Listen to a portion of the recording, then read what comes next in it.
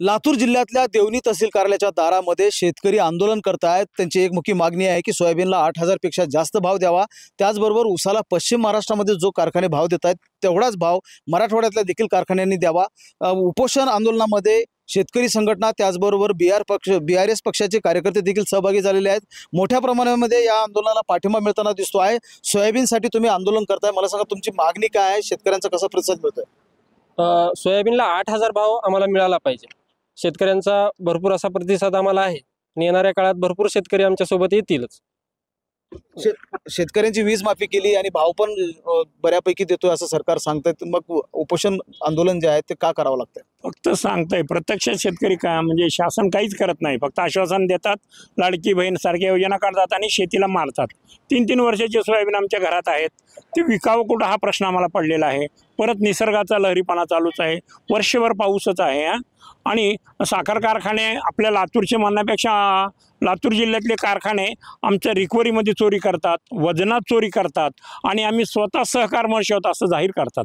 हे चुकीचं आहे। हे असं न होता पश्चिम महाराष्ट्रामध्ये जो भाव दिला जातो, गुजरातमध्ये जो उसाला भाव दिला जातो, त्या पद्धतीनं आम्हाला उसाला आणि सोयाबीनला भाव मिळावा। वीज माफी केली असं सरकार सांगते। सोयाबीनची स्थिती आता काय आहे? तुमच्या शेतामध्ये सोयाबीन आहे आणि 8,000 पेक्षा जास्त भाव देऊ शकतं का सरकार? देऊ शकतं, ह्याच्यात कसलीच अडचण नाही। शेतकऱ्याची परिस्थिती भयानक वाईट आहे। वावरात गुडघे इतकं पाणी आहे, सोयाबीनचं नुकसान झालं, एकीकडून सरकार नुकसान करते आणि एकीकडून निसर्ग नुकसान करतोय।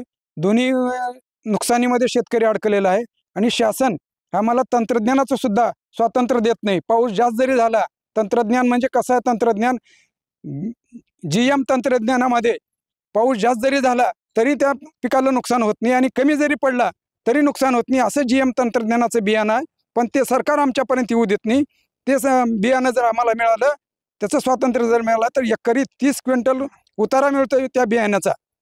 आणि त्या बियाणामध्ये सरकारनं आता सांगितलं की 2,500 कोटी रुपयांपेक्षा जास्त निधी जो आहे तो सोयाबीन आणि कापूस उत्पादक शेतकऱ्यांसाठी जारी करण्यात आला आहे। तो मिळतोय का शेतकऱ्यांपर्यंत? आलाय का? काही मिळाले नाही। आणखीन सर भिकेच्या योजना आहेत, भिकेच्या योजना आम्हाला नको आहेत।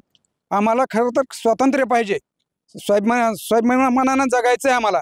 आम्हाला ह्या भिकेच्या योजनेची गरज नाही। कोणत्याच शासनाने भिकेच्या योजना देऊ नये, आम्हाला आमच्या शेतीमालाला भाव मिळू द्यावा। कर्जमुक्ती पाहिजे, माफी नाही आम्हाला। आम्ही आम्ही जे कर्ज झाले आमच्यावर ते आम्ही प्रामाणिकपणानं शेती केलेली, आम्ही गुन्हा केलेला नाही। माफी गुन्हेगाराला मिळते, आम्हाला माफी नको आहे, आम्हाला कर्जमुक्ती आहे। आणि बार नंतर सुद्धा शेतकरी कर्जमुक्त म्हणजे कर्जबाजारी होऊ नये अशी व्यवस्था निर्माण झाली पाहिजे।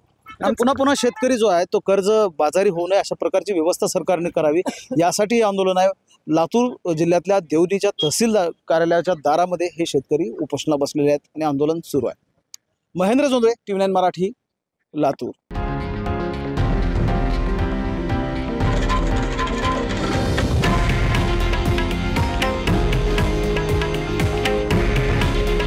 हे आहे देशातील नंबर 1 न्यूज नेटवर्क आणि आपण पाहत आहात TV9 मराठी। काळजी तुमची, हित महाराष्ट्राचं।